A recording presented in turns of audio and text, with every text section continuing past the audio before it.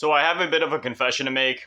I'm kind of addicted to Infinite Warfare. I don't know how this happened. I mean, I just got on this game one day, I was planning to play like a match or two, and well, it's been like 4 days since then. I can't explain it, there's just something about this game, something about the gameplay loop, and then when you're like unlocking new things, whether that be through supply drops or the salvage system or working towards new challenges, I just can't stop. I finally unlocked the X-Eon, and if you know anything about unlocking this weapon, it's not necessarily a hard challenge, it's just a tedious one. I also ended up unlocking the RVN through supply drops, which this assault rifle is actually pretty cool. So it's basically like a 2-round burst weapon, but it also has like the auto burst capability, sort of like the XR2 or the Pharaoh from Black Ops 3. I also ended up unlocking the G-Rail through supply drops, I guess at some point. I didn't even remember unlocking this one, but I guess I did. Right now I'm working towards the VPR, which literally just requires you to win 12 matches where you get at least 1 kill with the X-Eon, but that's the thing, you have to actually win those matches, and the only way that you can find matches in Infinite Warfare nowadays is in TDM. So it's basically relying on your team to actually win the matches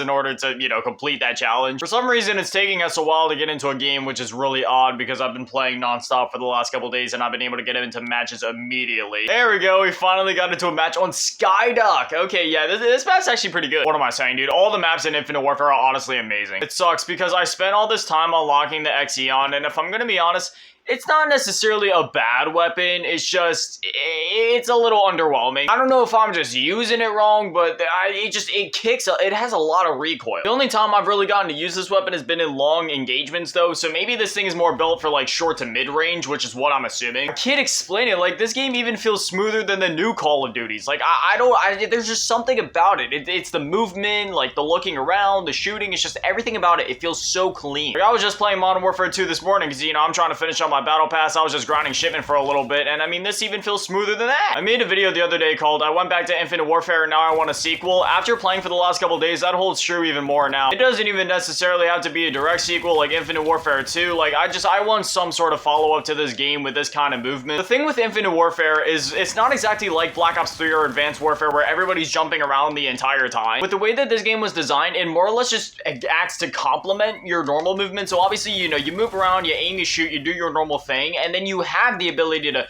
jump around, wall run, and slide, but it's not one of those things where it contradicts the way that the entire game plays. It more or less just complements your base level of movement. Whereas in a game like Black Ops 3 or Advanced Warfare, and I'm not trying to knock those games by any means, because if you know me, I absolutely adore both Black Ops 3 and Advanced Warfare. But those games are more like, wait, my entire team left! I was just casually trying to check my KD, and then, why? Advanced Warfare and Black Ops 3 feel like they're more designed around that chaotic movement, whereas something like, again, in Infinite Warfare, it's just one of those things where it complements your movement, which just kind of adds to, like, how smooth the game feels overall. In Infinite Warfare, you can really get into that, like, beautiful flow where you're just kind of, you're not even moving around the map, you're just flowing around the map. Is it even worth finishing this match? Like, dude, I'm not staying for this. This is literally unfair. Did you have fun in the match you just, no! This time, can we get into a match that isn't so, like, unfairly balanced? I got a free common supply drop for logging in earlier, so let's see. I got a variant of the Titan, a thumbs up gesture, and then the VPR. So I've been putting all this work in to unlock the VPR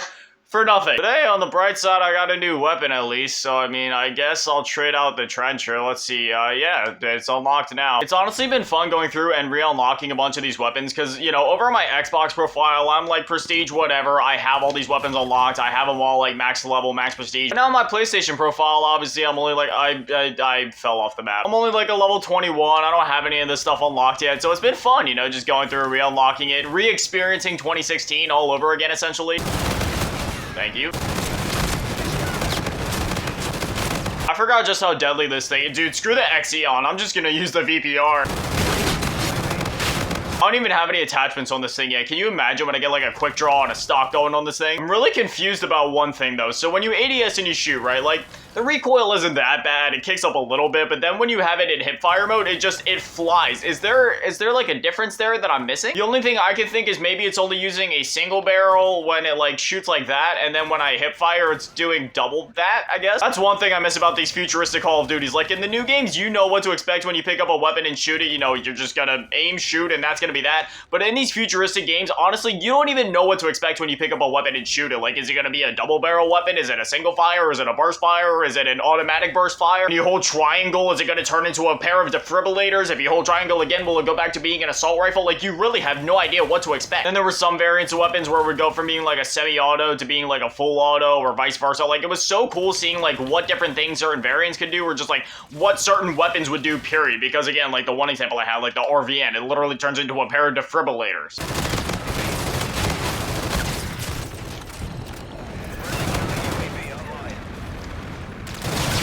He was laying on the floor. Overdrive ready, gotta go fast, where they at?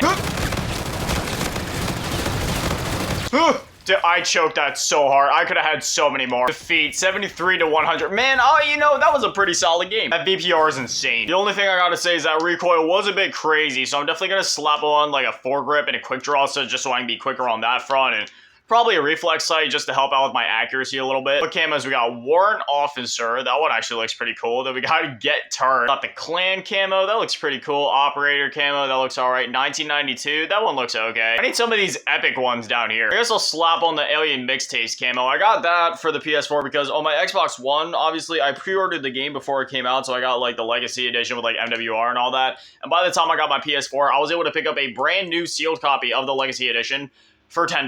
I can't wait till I can prestige though and get this classic weapon unlock tokens. You got stuff like the Hornet, then you come over here, you got like the UM45, the OSA, the TF-141, the S-Ravage, and the M1. Man, I miss these old Call of Duties when there was actual in-game progression. But anyways, I'm gonna edit up this video and then I'm gonna get back to grinding Infinite Warfare. And anyway, as always, a massive shout out, thank you to all the Patrons and channel members. Thank you to all of you in the low baller tier, and even bigger shout out, thank you to all of you in the big baller tier, Mellow King and Big Daddy Manny, and the biggest shout out, thank you all to all of you in the G tier, Ryan Avengers, and Little Cheese Girl. Thank you guys so much. You guys are literal legends. I love you. Thank you guys for watching. Have an amazing day. Stay beautiful. I love you all. Peace.